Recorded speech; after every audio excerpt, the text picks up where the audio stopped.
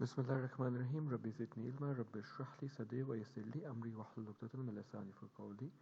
Bismillahirrahmanirrahim. Before we start this paper, we ask Allah subhanahu wa ta'ala to help us. We are doing February-March 2023, variant 42. So first of all, the first question that you have over here is that Alan and Beatrice share $750 in the ratio 8:7. Show that Alan receives $400. So first of all, you will total up the ratios 8 plus 7, which is 15.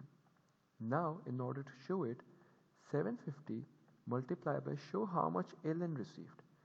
Ellen received 8. And how much is the total ratio? The total ratio is 15. Plug this value into the calculator.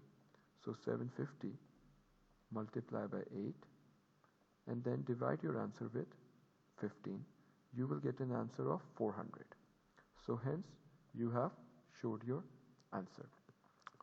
Moving on to part 2, it says Alan spends $150. Write $150 as a percentage of 400. So you will do 150 divided by 400, and in order to find percentage, we always multiply with 100.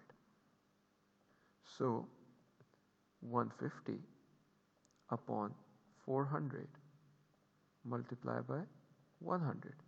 That will give you an answer of 37.5. Moving on to part D, it says he invests remaining $250 at a rate of 2% per year simple interest. Calculate the amount at the end of 5 years. So the formula is I is equals to PRT upon 100. Now, P is the principal amount, which is 250. R is the rate, which is 2. T is the time, which is 5, divided by 100. Now, in order to calculate this, just multiply 250 with 2, multiply by 5. You get 2500. Divide 2500 with 100. You will get an answer of 25. Now, please note this is not your final answer because it says calculate the amount Alan has at the end of 5 years. So 250 plus 25, your answer will be 275. Moving on to the next part, let me erase my previous working. It says Beatrice invests $350 at a rate of 0.25% per month. Now look, whenever we are calculating compound interest, the formula is basically amount is equals to P multiplied by 1 plus R upon N raised to power T. Now, P is the principal amount, multiplied by 1 plus R is 0.25 upon 100 raised to power T. T is time. Most students will write 5. That is wrong. Why? Because the interest is per month. So, in 1 year, there are 12 months. And Beatrice has invested for 5 years. So 12 multiplied by 5, which will give you 60. Now let's put this into our calculator. So first of all, 350 multiply by, put in bracket, 1 plus, you will write 0.25 upon 100 raised to power 60. Once you do that, you will get an answer of 406. Total answer is 406.56. But since the answer says give your answer correct to the nearest dollar, this will become $407. Moving on to the next, Carl, Dina and Eva share 100 oranges. The ratio of Carl's to Dina is 3:5 and the ratio of Carl's to Eva is 2:3. So over here write down Carl, Dina, Eva. Carl and Dina share the oranges in the ratio 3:5 and Carl and Eva share the oranges in the ratio 2:3. So let's make this column 6. Let's make this number 6. So in order to make it 6, you will multiply this whole side with 2 and you will multiply this with 3. So 2 3s are 6, 3 2s is also 6, alright. 2 5s is 10, so we get 10. And 3 3s is 9, so we get 9. So the ratio is 6 is to 10 is to 9. Now it says find the number of oranges Carl receives. Alright, so total oranges are 100. As you can see, Carl received 6 and total oranges are 6 plus 10 plus 9. Alright, so that is around 25. So now what we will do, we will multiply 100 with 6 and divide the answer by 25. So this gives us 24. So Carl received 24 oranges. Now moving on to the next question, it says Fred buys a house. At the end of the first year, the value of the house increases by 5%. At the end of the second year, the value of the house increases by 6% of its value at the end of first year, and the value of house at the end of second year is 60,564. How much Fred paid for the house? In order to do this question, for the first year, we will assume that the value of the house is 100%. Alright, at the end of first year, the value of the house is 105%, and at the end of the third year, the value of the house increases by 3%. 3% of what? 3% of this. So at the end of second year, we will say 105 multiply by 103 divide by 100. So when we do that, we get 105 multiply by 103 divided by 100. I made a mistake, calculation mistake, let me correct it. It's 105 multiplied by 103, and you will divide this with 100. Once you divide it with 100, you will get a value of, how much is the value? It is, just let me see, it is actually 108.15. Alright, so now write over here the values in dollars and write over here the value in percentage. So when he bought the house, we don't know the value, but the percentage was 100. But now when the value is 60,564, the percentage of the house is 108.15, because at the end of second year, this is the value. Also, if you guys are confused how I got 103, it was simple, 100 plus 3, because the value increased. So moving on, we will cross multiply 100 multiply by 564, and we will divide it with 108.15. Let me do this in the calculator. 100, and here I have done it. Once we try to find the answer is $56,000.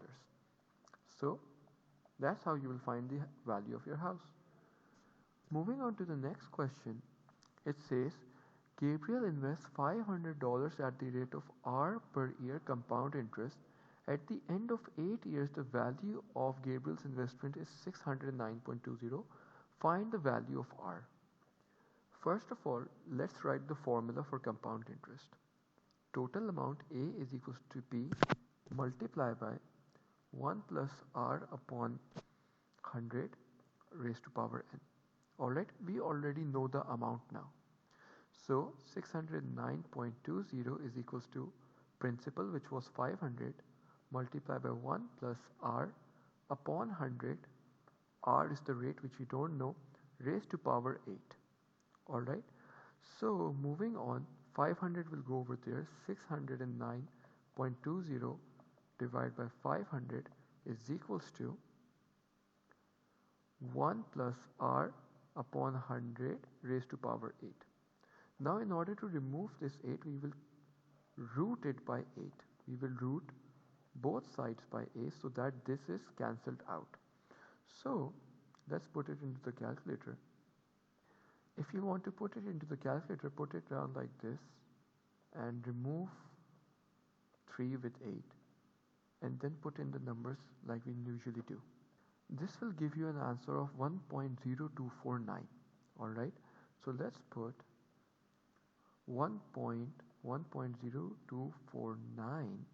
What was the other number? 99. Okay, is equals to 1 plus r upon 100.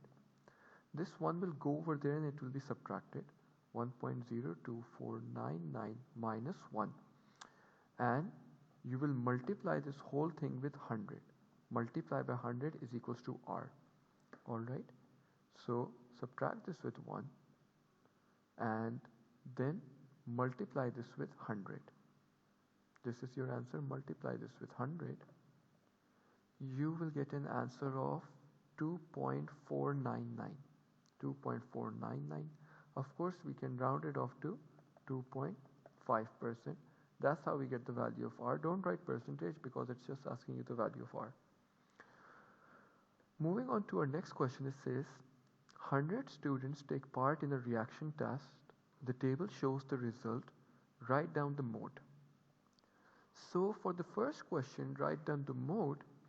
The answer would be 7. Mode is any number with the highest frequency. So there are 32 students who have a reaction time of 7. So your answer for the first question will be 7. Moving on to the next part, find the median. So median refers to the middle number.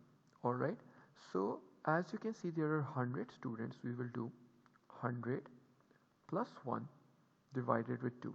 So that's 101 divided by 2, which will give you an answer of 50.5. So for this question, you will use cumulative frequency method. So first of all, you will add all of these number of students, which is your frequency. The first one is 3. Second one is 3 plus 32, it's 35. Third one is 35 plus 19, which will give you 54. Then you will add 29 with 54, which will give you 83. Then you will add 11 with 83, which will give you 94. And then 94 with 6, which will give you 100. So now if you look at it, this is from 0 to 3. This is from 4 to 35. This is from 36 to 54. Alright, so the number 50.5 lies between 36 to 54. Alright, so what will be our answer? The median would be 8. That's how we get the answer of 8. The mode was 7. Okay, calculate the mean. In order to calculate the mean, you will multiply the reaction time with the number of students. So 6 multiplied by 3 plus 7 multiplied by 32 plus 8 multiplied by 19 plus 9 multiplied by 29 plus 10 multiplied by 11 plus 11 multiplied by 6. Divide this whole thing with 100 because that's the total number of students. Moving on to the fourth part, it says 2 students are chosen at random. Find the probability that both their reaction times are greater than or equal to 9. So first of all guys, if you look, how many students are there which have their reaction time greater than 9? So look, it can be 9, 10 or 11 because greater than 9, reaction time greater than 9 means greater than 9 seconds, 10 seconds or 11 seconds. So there were 29 students who had a reaction time of greater than 9 seconds, 11 students that had a reaction time of around 10 or greater than 10, and 6 students that had a reaction time of greater than 11. So how many total students are there which have a reaction time greater than 9 seconds? You will add all of these up, you will get 46 out of 100 students. So let's say if we choose the first student, the probability would be 46 upon 100. Multiply by, now we already took a student out. How many students are remaining? 45. Out of how many total students? 99. So what you will do now is 46 upon 100 multiply by 45 upon 99. This will give you 0.209, which you can also write as 23 upon What was our answer? 110. 23 upon 110. Moving on to part B, it says find box and whisker plot. The box and whisker plot shows the height age of some students. Find the range. The range is basically this number subtracted from this number. Alright, the biggest number subtracted from the lowest number. Now if you look at it, each one of these small boxes is equivalent to 1. So this number becomes 158 and this small number becomes 101, 2, 3, 4, 5. So we will subtract both these numbers. So we will get an answer of 53. Let me calculate it once as well. 158 minus 105, it will give you 53. Now it says interquartile range. Interquartile range is upper quartile minus the lower quartile. Upper quartile is how much? This is the upper quartile. 140, 141, 142. Subtracted from 120, 121, 122. So this will give you an answer of how much? 20. Okay. Moving on to the second part, it says the mass of each 200 potatoes is measured. The table shows the result. Calculate an estimate of mean. So in order to do this question, first of all you will have to find the middle value of mass. So for the first one you will do 110 plus 50, that's 160. You will divide it with 2, you will get 80. So you get 80. This is the middle value. 110 plus 200, this gives you a value of 310. 310 divided by 2 is 155. So you get 155. And then you have 200 plus 300 gives you a value of 500. 500 divided by 2 is 250. So you get a value of 250 now. Multiply these values with your frequency. So for the first one, 80 multiplied by 60 plus 155 multiplied by 99 plus 250 multiplied by 41 divided with 200. So now let's take out our calculators. You will do 80 multiplied by 60, you close the bracket, plus 155 multiplied by 99, you close the bracket again, plus 250 multiplied by 41, you close the bracket again, divide it with 200 now.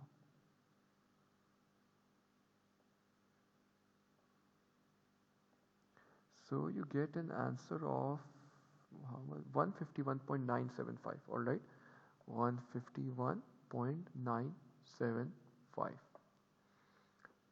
Moving on to the next question, it says complete the histogram to show the information in the table. Now in the next question, complete the histodiagram. You have frequency density. So how do we find frequency density exactly? Frequency density is equals to frequency upon class width. That's the formula. So if you look over here, what's the class width over here now? Alright, what's the class width over here? It's going to be 200 minus 110, which is 90. And what's the class width over here? 300 minus 200, which is 100. Alright, now what's the formula for frequency density? Frequency divided by class width. In the first question you have a frequency of 99, so you will do 99 divided by 90 because that's the class width. Let's see how much do we get. 99 divided by 90, we get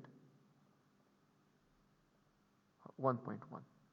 Alright, so from 110, so let me see the question, from 110 till how much is it? 200. From 110 till 200, it's 1.1. So where is 1.1 exactly? If you look at it, this is 0.5. So 1.05 and 1.1.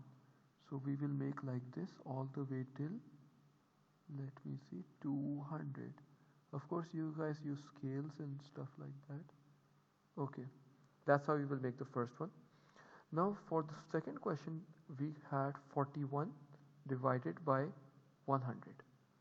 So 41 divided by 100, that will give us 0.41. So now where is 0.41? 0.41 is somewhere around here. It's somewhere around here, so that's how we completed the frequency diagram. Next question, question number 3. It says the diagram shows a cylinder containing water. Okay, there is a solid metal sphere touching the base of the cylinder. Half of the sphere is in water. Okay, half of the sphere is in water. This half part is in water. The radius of the cylinder is 12, which is given, and the radius of the sphere is 3, which is also given. The sphere is removed from the cylinder and the level of water decreases by h. Show that h is 0.125. So first of all, even though this question looks very complicated, it's very simple. We will find the area of the cylinder which has water in it. So what's the formula for, volume. So what's the volume of cylinder? It's pi r square h. So volume of cylinder, we will say pi r square h. Value of pi is pi. R is basically, how much is r? It's 12.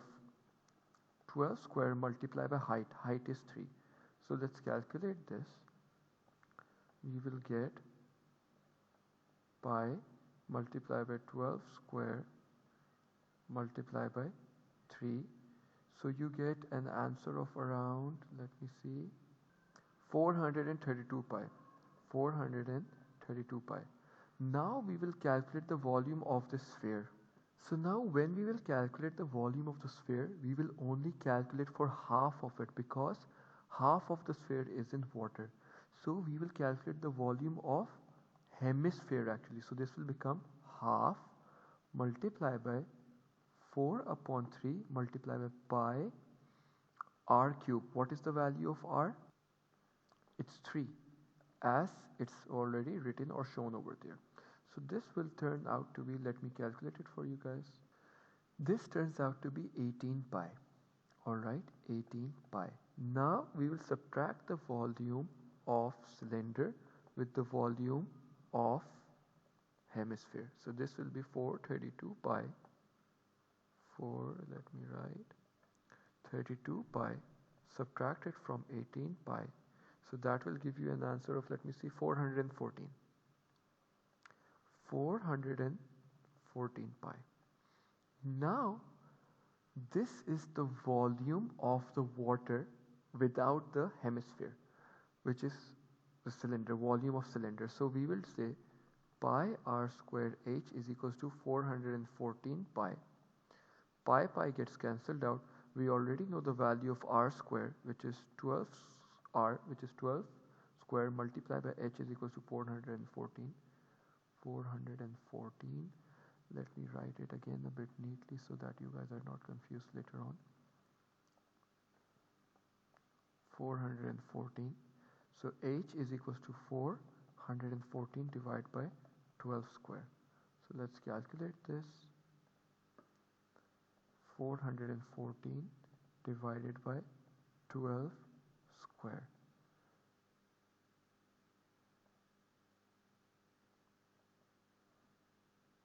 The answer is 2.875. Now look, this is not your final answer because it says the sphere is removed and the level of water decreases. This is the current level of water. We don't need to find the current level of water. We need to find by how much the water has actually decreased. So before, the height of the water was 3. And now the height of the water is around 2.875. So when you subtract it, you will get 0.125 as your answer. I hope you understand this one. So now moving on to the next question, it says, let me zoom it in a bit for you guys. It says the water in the cylinder is poured into another cylinder. So there is another cylinder. Alright. There is another cylinder. The depth of the water in this cylinder is 18. Alright, so when we poured the water into this, the depth or the height was actually 18. Calculate the value of r. We don't know the radius actually. So if you look at the previous question, what was the level of water? It was 414 pi. That was the volume of water. We poured 414 pi worth of volume into the cylinder.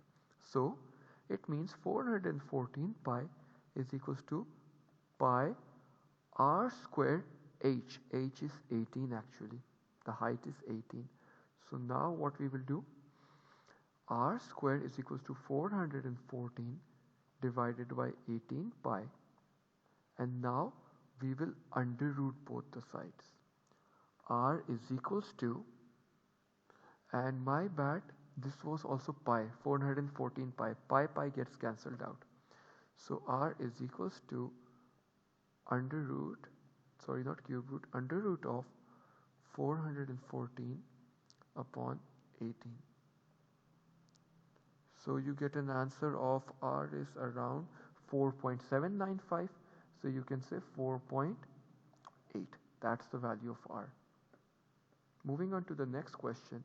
It says the sphere is melted down and some of the metal is used to make 30 cubes with edge length 1.5 centimeter.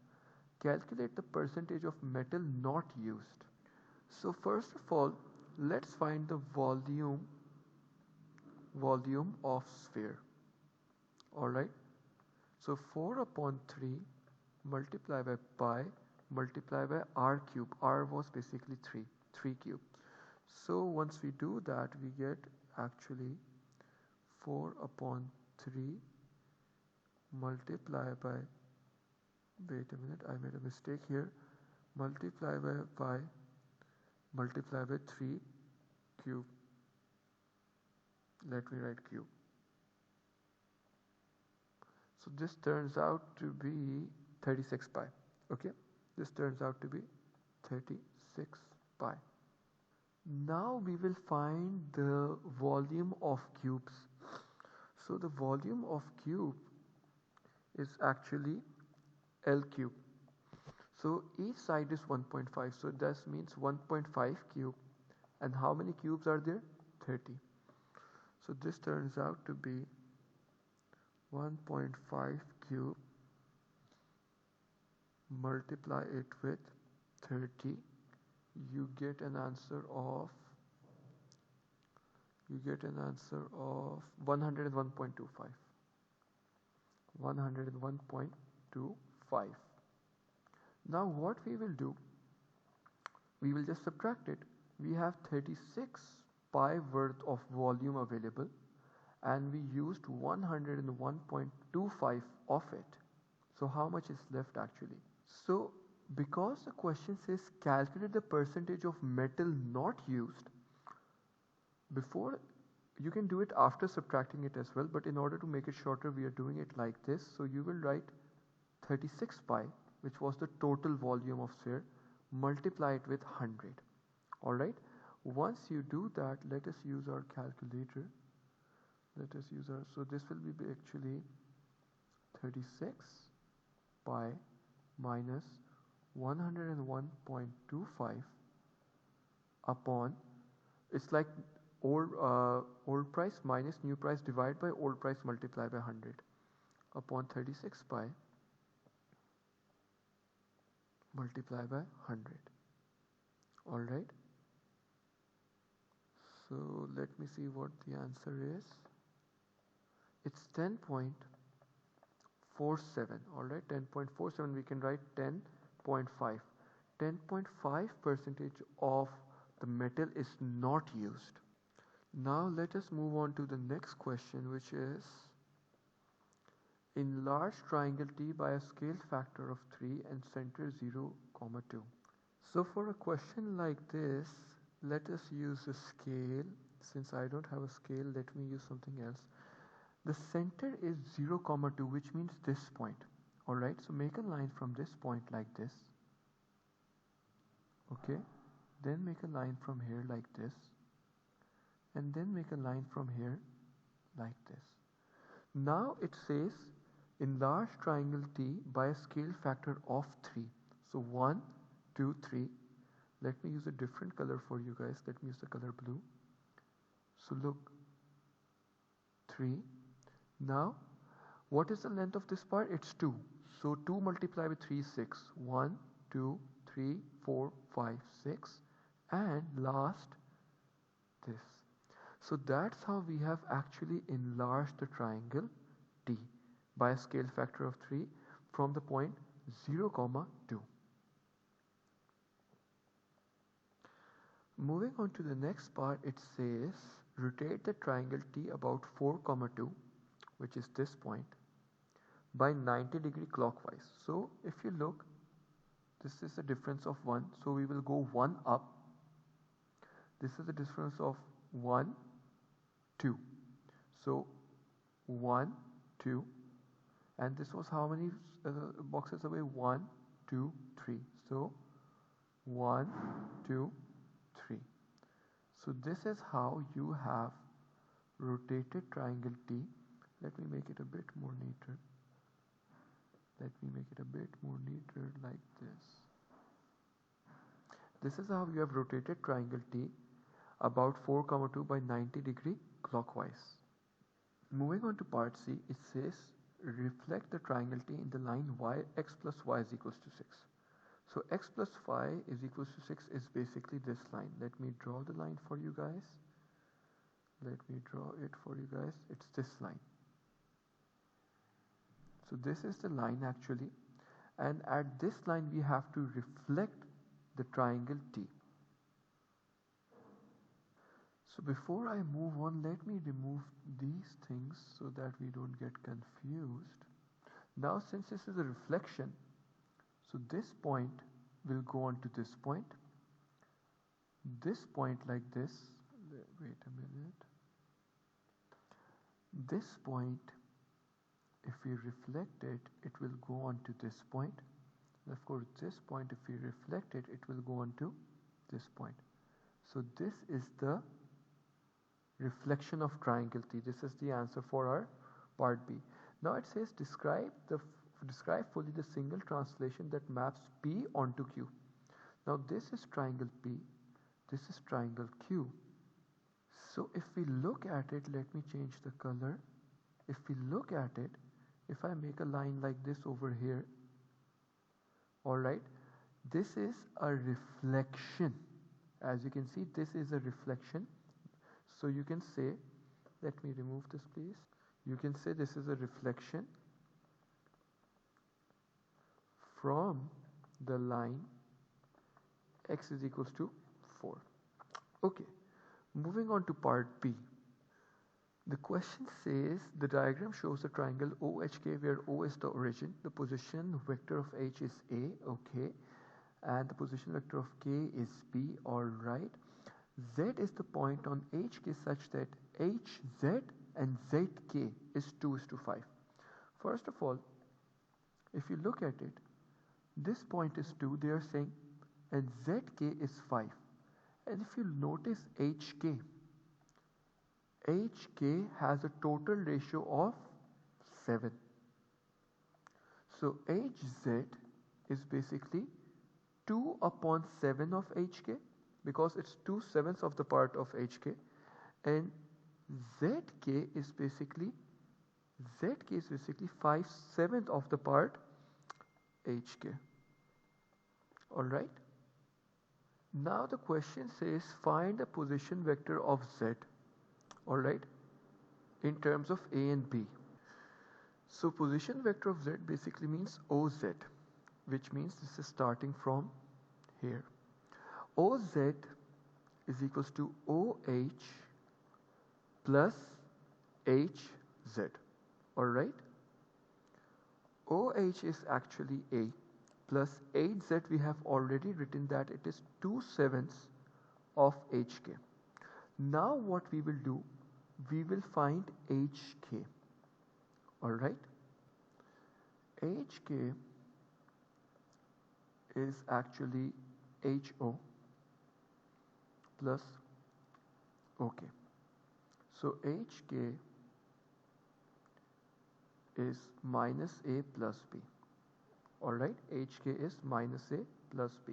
So OZ is equals to a plus 2 upon 7 times minus a plus b. Now let's continue solving this. This turns out to be OZ is equals to a minus 2 upon 7a plus 2 upon 7b. So this can actually become, let me write it over here, OZ is equals to, this can actually become 5 over 7a plus 2 over 7b, or what you can simply do is take out 1 upon 7 as common. So this would turn out to be 5a plus 2b. If you're confused how I got 5a, it's this. Let me show you the working for this as well separately. A minus 2 upon 7, I had actually taken out the LCM, so this becomes 7a, because I wrote 1 over here, 1 multiplied by 7, multiplied by 7, multiplied by 1, multiplied by 1. 7a minus 2a upon 7, so that's how I got 5a upon 7. So you can write either of these two as your answers. Next question. It says expand and simplify. So first of all, in order to expand, we will multiply 2p square with 3p square and 2p square with minus 2. So 2p square multiplied by minus 3p square, that becomes 6p4 minus 2p square. Now I will multiply minus 3 with both of these numbers. So this becomes minus 9p square plus 6. So 6p4 minus 11p square plus 6. I have just made a slight mistake. This is 2 multiplied by minus 2. This is minus 4p square. So this is actually minus 13p square plus 6. Alright, minus 4p square minus 9p square is minus 13p square.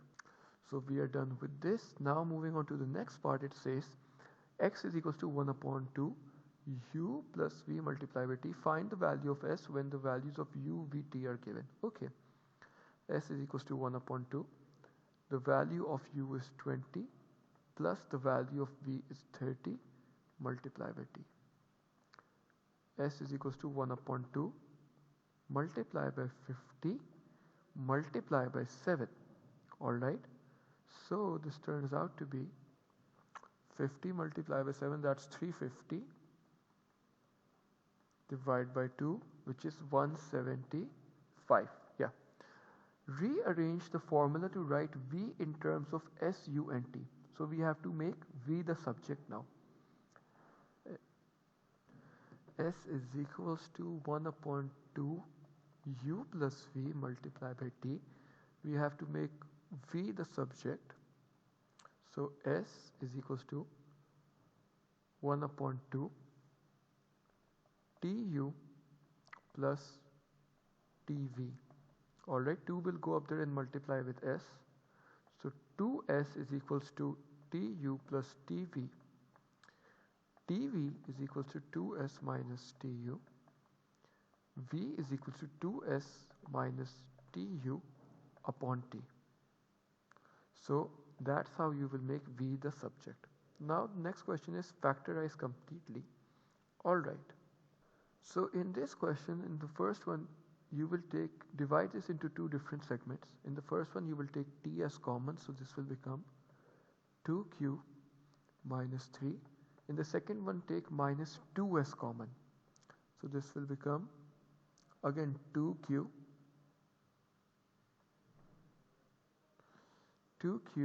it will become plus 3. So this is not working out. So what we will do, we will rearrange it this time. I have erased it. Now once we rearrange, so let's do it again. 2qt minus 3t, and then you can write plus 4q minus 6. So take t as common, so 2q minus 3, and take plus 2 as common, so 2q minus 3. Now we can factorize it, so this will become t plus 2 and 2q minus 3.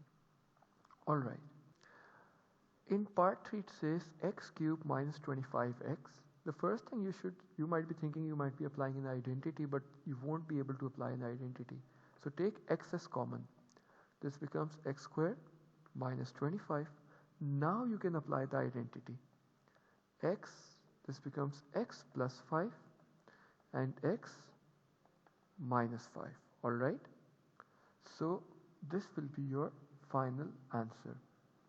Moving on to the next question is question 6, which says A is the point 0, 4, B is the point 8, 3.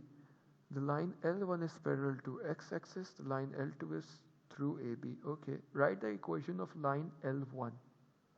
So if you look at line L1, it just passes through 4.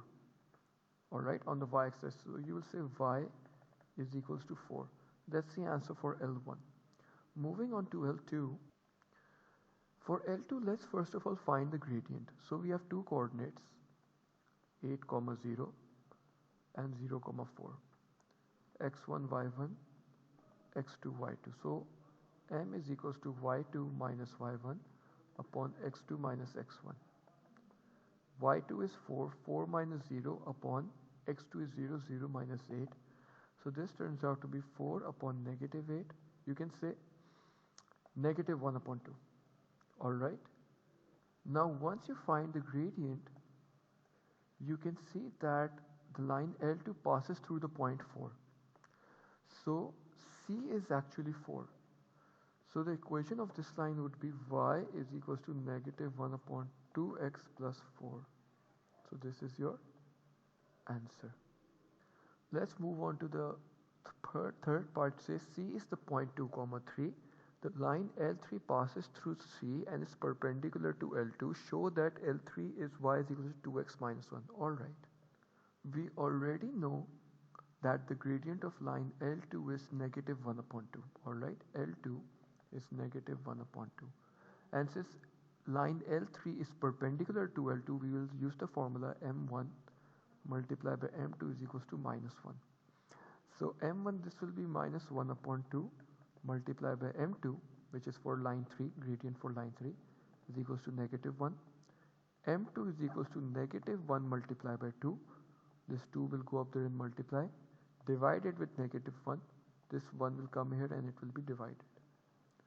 So m2 is equals to negative 2 upon negative 1. m2 is equals to positive 2. Alright. Now the coordinates are already given, which are 2, 3. So y is equals to mx plus c. This is x, this is y. 3 is equals to, the gradient is 2 multiplied by x is 2 plus c. 3 is equals to 4 plus c. C is equals to 3 minus 4. C is equals to negative 1. So the equation of the line y is equals to, what's the gradient? 2. X, what's c? Negative 1. So hence we have shown it. Alright. Moving on to the next part, it says L3 crosses the x-axis at D, find the length of CD. Now in this question, since it says that it crosses x-axis at D, we have to find the coordinates of D first. Because it crosses the x-axis, we can say the value of x is unknown, but at x-axis every value of y is 0. So we already have the equation. What was the equation? Y is equals to 2x minus 1. So we will say y is equals to 2x minus 1. Instead of y we will write 0. 0 is equals to 2. Instead of x we will write d, because we are finding the value of this. Or you can write x as well, doesn't matter honestly. Just write x. Okay. Minus 1. So 0 is equals to 2x minus 1. 2x is equals to 1. X is equals to 1 upon 2. Alright. So now the coordinates of D, we know it. They are 0.5 or 1 upon 2, comma 0. Now we have to find the length of CD. So let's write the point of C. Let's write the point of D. Let's write it down like this, 1 upon 2, comma 0. And let's write down the point of C, which are 2, comma 3. Alright. The formula for finding length is y2 minus y1 whole square plus x2 minus x1 whole square. Alright, so let's say this is x1 y1 x2 y2. So 3 minus 0 whole square plus x2 is 2 minus 1 upon 2 whole square. Alright, let's plug this into the calculator. Let me see, 3 minus 0 whole square plus 2 minus 1 upon 2 whole square. So this is your distance. So we can write the distance as the length as 3.35, and that is going to be your answer. Let's move on to the next question. It says question 7. So the universal sets is students in a class. P are the students who study physics. C are the students who study chemistry. Okay, total number of students are 24. Total number of students who study physics are 17. Total number of students who study chemistry are 14, and the intersection is 9. So now we just have to complete the Venn diagram. So as you can see, the intersection is 9. It means if 17 students study physics, out of the 17 students, 9 study chemistry as well. Alright, so only 8 students study physics. And total number of students who study chemistry are 14. Out of this, 9 study physics as well. So only 5 students study chemistry. Now add 8 plus 9 plus 5. 8 plus 9 is 17. Yeah, 17 plus 5 is 22. Alright, total how many students are there? 24. So when you 24 minus 22, you get 2 students who don't study chemistry or physics. Now in the next question they say find the number of P intersection C complement. So what does this mean? If I make a small diagram like this, P intersection C complement, it means C won't be included. It only refers to this part. So this would actually mean 8. Alright. Now it says find N P union C complement. P union C complement would actually mean all of this except only C. So we will do 8 plus 9 plus 2, which will give us 19. Alright. Moving on to the next part, it says two students are picked from class at random. Find the probability that one student studies both subjects and one student studies chemistry but not physics. So to do this question, let's say we choose the first student who studies both subjects. So what is the probability for both? 9. Out of how many students? 24. Multiply by the second student does not study physics. It means he only studies chemistry. Then we will say 5 upon, since we already selected one student, only 23 students are left. This is one possibility. Now the other possibility is that the first student we select only studies chemistry and does not study physics. So 5 upon 24 multiply by the second student we choose studies both the subjects. Alright, so this will be 9 upon, but only 23 students are left now, upon 23. So this will turn out to be, let me calculate it in my calculator. Let's say 9 upon 24 multiply by 5 upon 23 close plus 5 upon 24 multiply by 9 upon 23. We close it, we get 15 upon 92. This is our answer. Next part, 2 of the students who study physics are picked at random. Find the probability that they both study chemistry. So for this question, alright, 2 of the students who study physics are picked at random. How many are total students that study physics? 8 plus 9. So total students total physics students are 8 plus 9, which is 17. Find the probability that they both study chemistry now. What is the probability that they both study chemistry? Look, there are 9 students who also study chemistry. So the first one would be 9 upon 17 multiply by how many students are left that study both chemistry and physics? 8, because we already chose one student. And how many total students are left who only study physics? 16. Now we will multiply both of them. So this will turn out to be 9 upon 17 multiply by 8 upon 16. So this will be 9 upon 34. Alright. So now let's move on to the next question. It's question 8a. Calculate the area of triangle. The formula is very simple. Half into base into height. So half into 12 into 9. 2 1s are 2, 2 6 are 12. So 6 9s are 54. Perfect. Next question. It says AB is 2x plus 3 and height is x plus 5. So this is the base. This is the height, x plus 5. Area of the triangle is given. Find the value of x and give your answers to 2 decimal places. So again, this time the base is 2x plus 3. The height is x plus 5. Alright.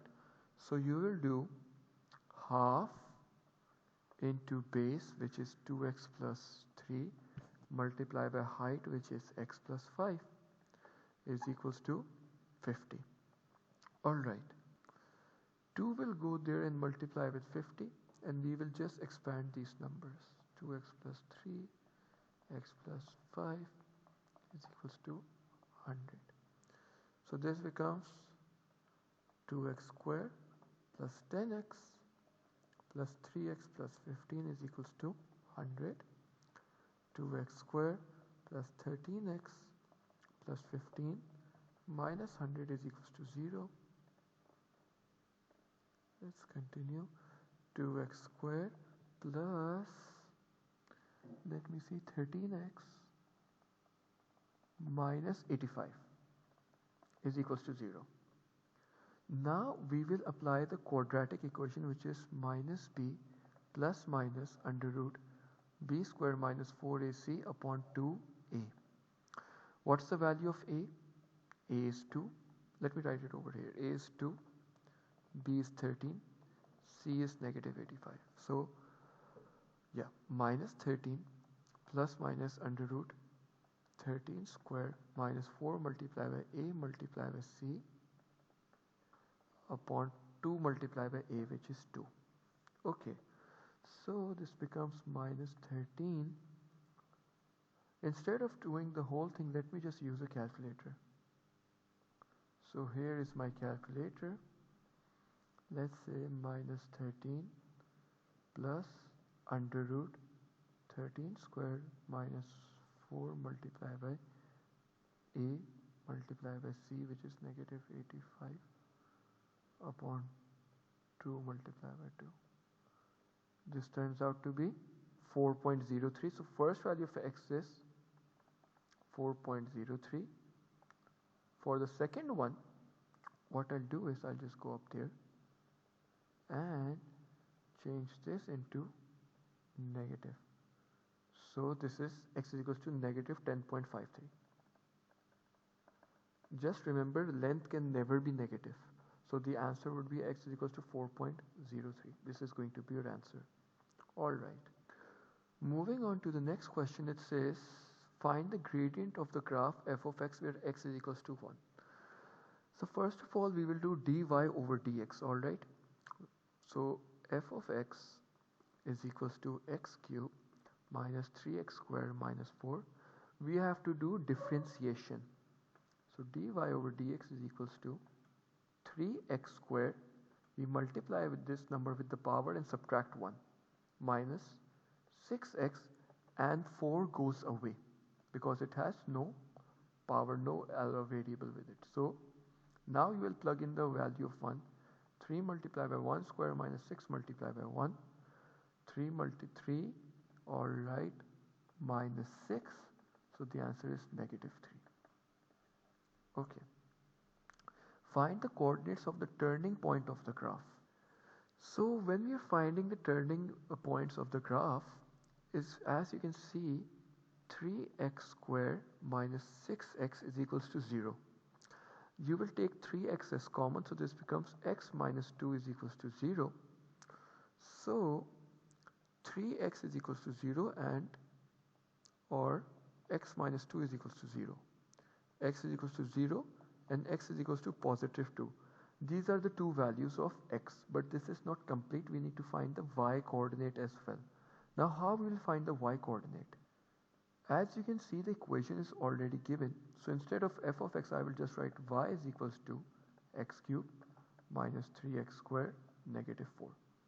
So first I will plug in the value of 0. So this becomes 0 cubed and 0 squared negative 4. So y is equals to negative 4 for this one. Then I will plug in the value of positive 2. So y is equals to 2 cubed minus 3 multiplied by 2 squared negative 4. Y is equals to 8 minus 2 2s are 4. Negative 3 multiplied by 4 negative 12 negative 4. So this turns out to be negative 4 negative 4. It's negative 8. So this is how you find your coordinates. As for y, I did 3x squared minus 6x is equals to 0 because gradient over here is equals to 0 at turning point. This is a straight line, so we can equate it to 0. Moving on to the next part, it says sketch the graph of y is equals to f of x. Alright, perfect. So first of all, let us take out our calculators. We will open which mode? Degree and we will equation and we will open this mode number 4. So as you can see, thing is ax cubed plus bx squared plus cx plus d is equals to 0. So the value of a is 1, the value of b is negative 3, the value of c is 0 and the value of d is negative 4. Alright. Now let's plug this into the calculator. 1, this is negative 3, this is 0 and this is negative 4. So the value I get is x is equals to 3.35. X is equal to 3.35. The other values that I get are, this is, if I look at it, this is I, which means it's not touching the graph, and the other value I also get is I, which is not touching the graph. So moving on to this part, the values I have is 0 comma negative 4, 0 comma negative 4. Then the other value that I have is 2 comma negative 8, and then x is equal to 3.35. So let's say negative 4 is here. Then we have 2 comma negative 8, which is, let's say, somewhere here. 2 comma negative 8 is somewhere here. 0 comma 4 is here. This is negative 2. Let me erase the dot. And then we have, this will be this positive 3 and this will be somewhat positive 3.35. So the graph would be somewhat like this. I make it down like this. Oh, this is not very accurate, but let me try it again.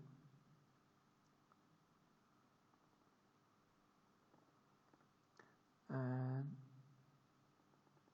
this will go up here and this will basically go down. Alright, so I'll try to make it once more in a more tidy manner, that is.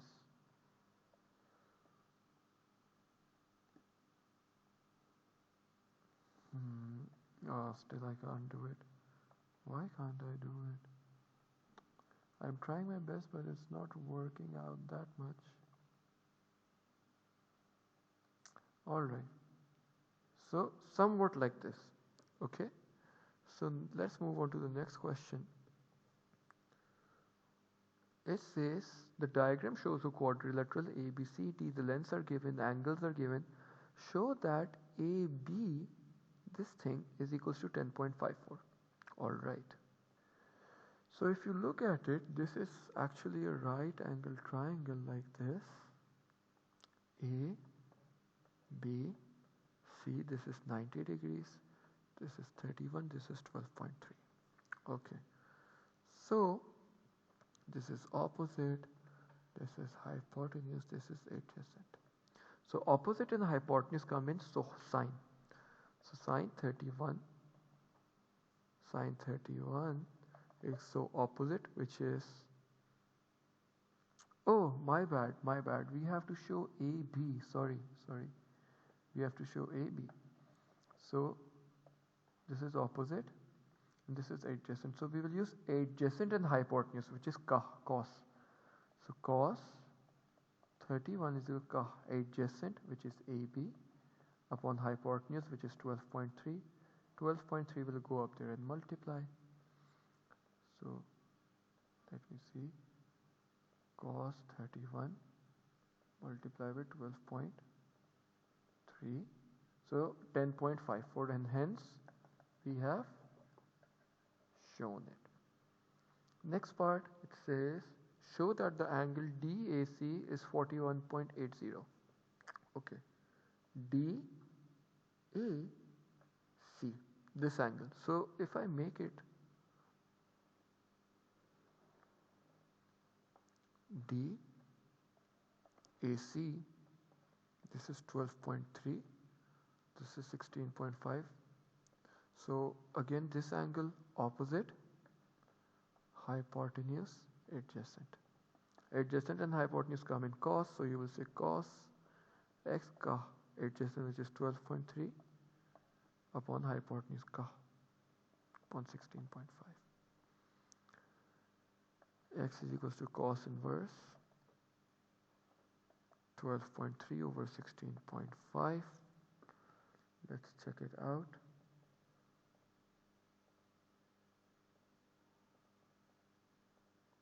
Over 16.5, yeah, 41.8, and we have shown it, 41.8, and that's how you guys get 2 marks. Now it says calculate BD. But it says calculate BD. So if you were to look at BD,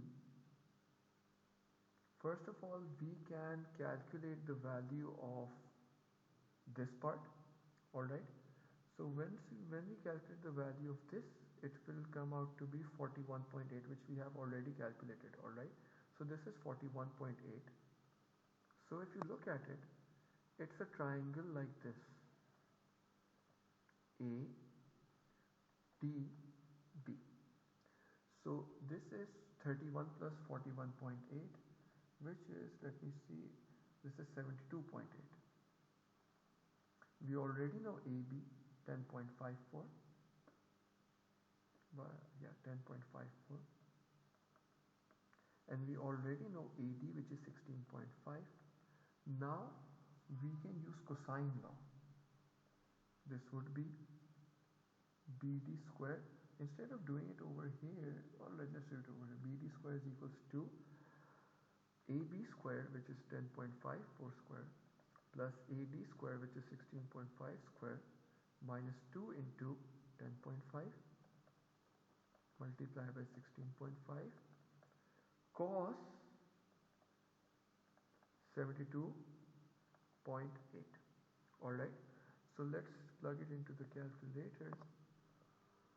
Let's do it like this, 10.54 square plus 16.5 square minus 2 multiplied by 10.54 multiplied by 16.5 multiplied by cos 72.8.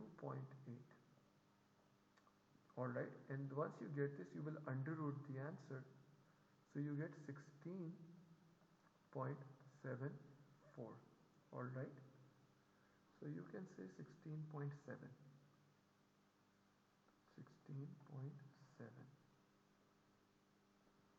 Sorry, over here 16.7, I wrote it in the wrong place. So this is 16.7. Let me erase it from here. Shouldn't be over here. Okay. It says calculate the angle CBD. Alright. So if we go to the question, it's CBD. Let me erase the previous workings. Let me erase all the previous workings. So CBD actually means this angle. This one, C, B and D. We had already calculated the value of BC, which is 6.334, and we had already calculated the value of CD, which was 10.998. And we had also calculated the value of BD, which was 16.7. Now you will use cosine law again. Alright, C squared is equals to A squared plus B squared minus 2AB cos C. Let me just use the white color to remove this. Alright, I have more space now. Alright, so I have more space now. Perfect. So C squared, what is C squared? First of all, okay, let's write it in terms of cos C. So this will become 2AB cos C. We shifted cos C. It becomes A squared plus B squared minus C squared. Okay. So cos C is equals to A squared plus B squared minus C squared upon 2AB. Okay. Let me remove some working from here so that I can continue my working. Let's remove the old working. Okay. So C is equals to cos inverse A square plus B square minus C square upon 2AB. Okay. Now, what is the value of A, B and C? This is the most important question. Look, since we are finding this angle, this is angle C. So opposite this angle you will have length of C. So A square you can choose any length you want, B square you can choose any length you want, no problem.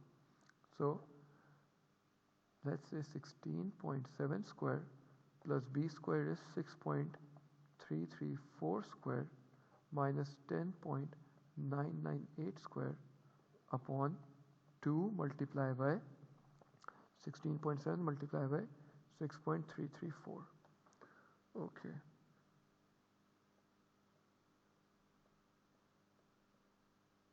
Let's calculate this now.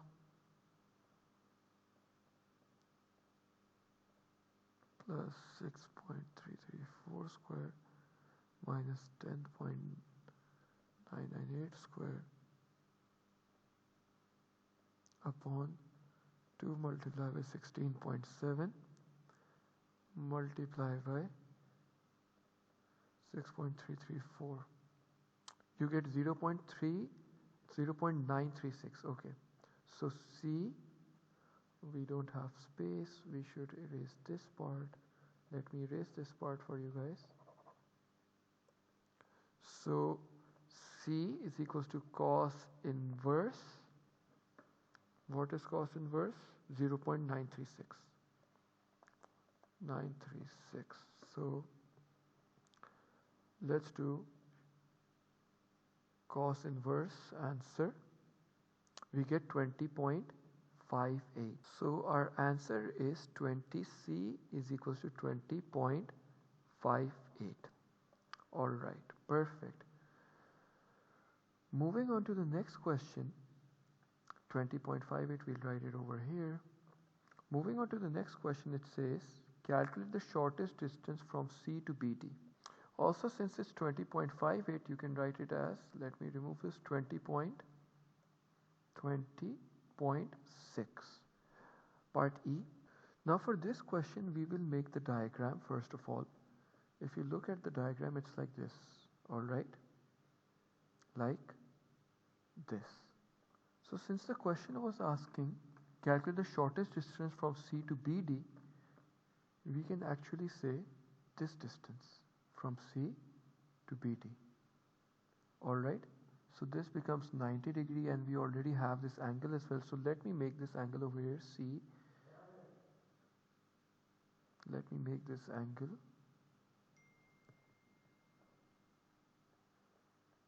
Okay, then not like this, the line wasn't so steep. It was somewhat like this. Alright, so this angle basically is 20.6. This was basically 6.334 and we have to find this opposite. Alright, since this turns out to be just a minute, there's another. Let me make the diagram correctly based on what I saw. It would be somewhat like this. This is going to be 90 degree. Alright, this. So this is hypotenuse. This is opposite. It comes in sine. So you will say sine 20.6. So opposite upon opposite is, this is not opposite, my bad. Opposite we have to find, which is the shortest distance, upon hypotenuse, which is 6.334. Okay, so this turns out to be sine 20.6 multiplied by 6.334. Yeah, so opposite is equal to 2.228.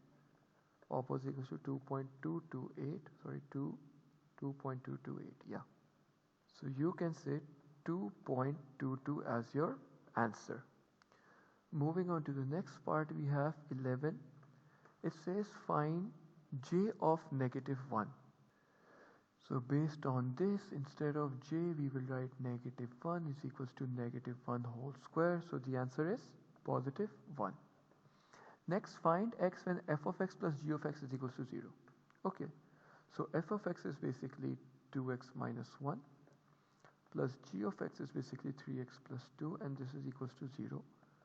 This becomes 5x minus 1 plus 2 is +1. 5x plus 1 is equals to 0.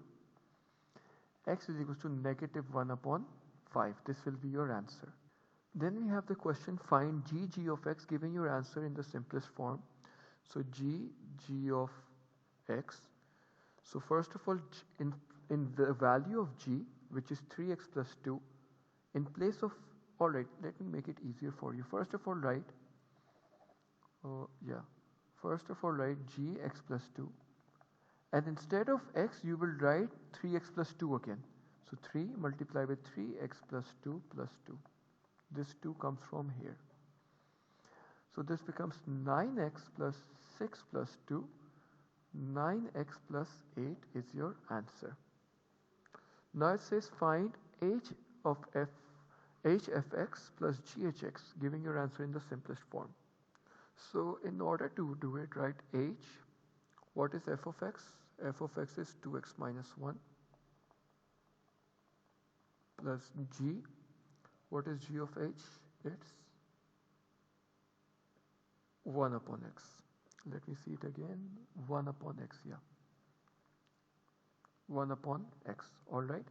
Now you will plug in 2x minus 1 in the value of h. So h is 1 upon x, so you will write 1 upon 2x minus 1 plus, instead of g you will write 1 upon x. What is the value of g? G is 3x plus 2, so you will write 3. Instead of x you will write 1 upon x plus 2. Alright. Now you will expand it. This will turn out to be 1 upon 2x minus 1 plus 3 upon x plus 2. Okay. Now we will actually expand it. So 1 upon 2x minus 1 plus 3 upon x plus 2 upon 1. So you will multiply this with x, you will multiply with this with 2x minus 1, and you will multiply this with both x bracket 2x minus 1. Okay, let me write it again so that you guys understand using small handwriting. So basically 1 upon 2x minus 1 plus 3 upon x plus 2 upon 1. So this will multiply with x, this you will multiply with 2x minus 1, this you will multiply with x 2x minus 1.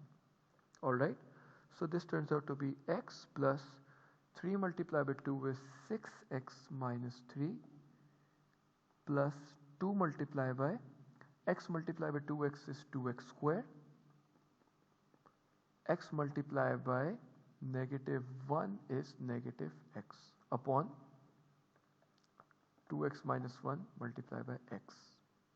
So if we continue solving it, it becomes x plus 6x minus 3 plus 4x square minus 2x.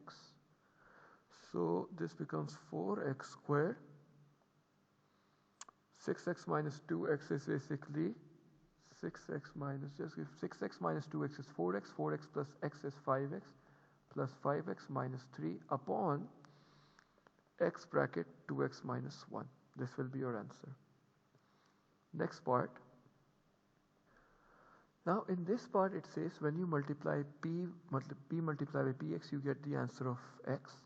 So the best way is to, for example, and then it says when you do p inverse, you get px as your answer. Okay, so the best way would be to consider h of x first. So if you look at it, if I do inverse of h of x, it would be y is equals to 1 over x, and then x is equals to 1 over y. So h inverse x is equals to 1 over x. So if you look at it, this condition has been proved because I got my answer back in the same form. Now the second condition was when you multiply both of them, you get x as your answer. So let's say h over, this means h, let me just erase this, wait a minute. This means h multiplied by h of x. So h multiplied by 1 upon x, I will again plug 1 upon x, so this becomes 1. Instead of x, I will write again upon x. So 1 divided by 1 upon x, 1 multiplied by x, so x. So I proved this as well. So this turns out to be the answer. Next question, and finally our last question because I'm very tired now. It says, let me see this, sketch the graph of y is equal to tan x from 0 to 360. So whenever we sketch our tangent graph, we sketch it like this. We will start from here, go all the way till here, it will never touch the line. Then we will go from here like this. Unfortunately my pen is not, let me try to make it again. If I do it, of course it's touching, it should not be touching. It should not be touching. Let me try it again. Okay, you guys get the idea of it, right? And then like this. Okay, so this is how we will make our graph. Now next question, find x when tan of x is equal to 1 upon root of 3. So for this question we will say x is equal to tan inverse 1 under root 3. Let's do it. Tan inverse 1 upon under root 3. This is 30. Now there is a rule called add sugar to coffee. Okay, add. So in this all are positive. So this is 30. Add sugar to 2. So this is 180 plus 30. So this is actually 210. Alright. So the two answers would be 30 and 120. Or sorry, 210. So I hope you guys were able to understand the questions. If you guys still don't understand any questions, you can comment down, and please do like and subscribe. Thank you. Have a great day and good luck. Best of luck for your exams.